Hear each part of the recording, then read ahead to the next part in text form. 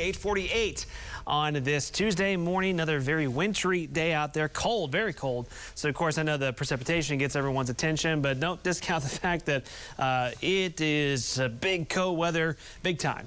Gloves and scarves and everything this morning. Temperatures around 20 degrees, wind chills, teens and single digits as we take a look from downtown Tulsa.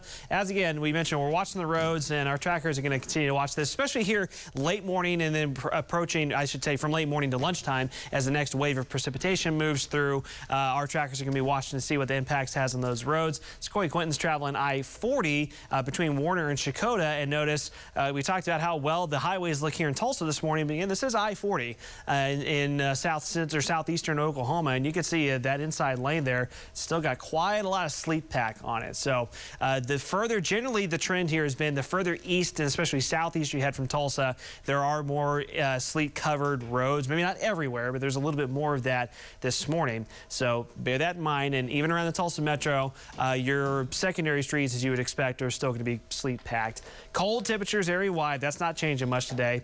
Again, wind chills as low as 5 in Bartlesville, 6 in Pawhuska, 10 here in Tulsa. So those bitterly cold temperatures and wind chills continue.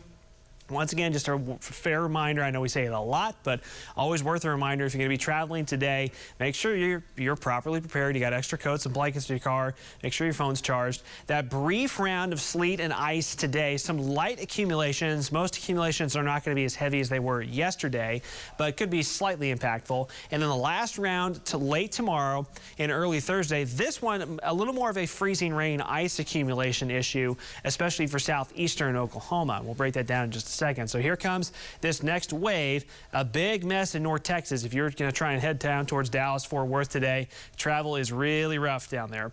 Here comes what's going to be primarily sleet, but maybe some freezing rain as well near from Ada and Tishomingo coming up towards Colgate. In the next about 30 minutes, as they'll start to quickly move into Pittsburg County. So the 9 o'clock hour, Pittsburg County, McAllister, you'll start to see some sleet filling back in and covering some of those roads, at least briefly. Further to the north, the northern edge of the system, most of this not reaching the ground, but a couple sleet pellets or flurries back near I-35 and then over towards Stillwater. So as this zips through quickly, primarily sleet, where you kind of see more of this pink color for most of us. Near and south of McAllister, Wilburton, Poteau, kind of Highway 270 to the south is where there could be a little more freezing rain mixing in, where you see that purple shading. And there might be a little bit of snow that mixes in near northeast of Tulsa, but not a whole lot of accumulation with that. Temperatures going nowhere, so upper teens this morning, low 20s this afternoon.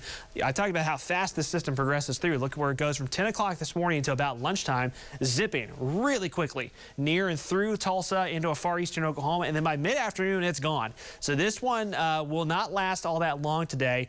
You may pick up a couple pockets of sleet and that's it. Some areas won't really see much this morning and this afternoon, especially if you're near and northwest of Tulsa. I don't know if you're going to see a whole lot of precipitation today. Tomorrow morning, another cold start. Tomorrow afternoon, we nudge above freezing, but here comes that final round, and as we fall back below freezing late Wednesday into Wednesday night, this is going to be more of a freezing rain problem, especially across southeastern Oklahoma. It could have about a quarter of an inch or so of freezing rain ice accumulation late Wednesday into early Thursday in our southern counties. That would accumulate on trees and power lines and on some elevated roads as well. So that's kind of our concern with this final system late Wednesday and early Thursday. And then the rebound begins Thursday afternoon. Still chilly, but we're comfortably above freezing. Friday, not looking too bad at all. And then the weekend is looking terrific.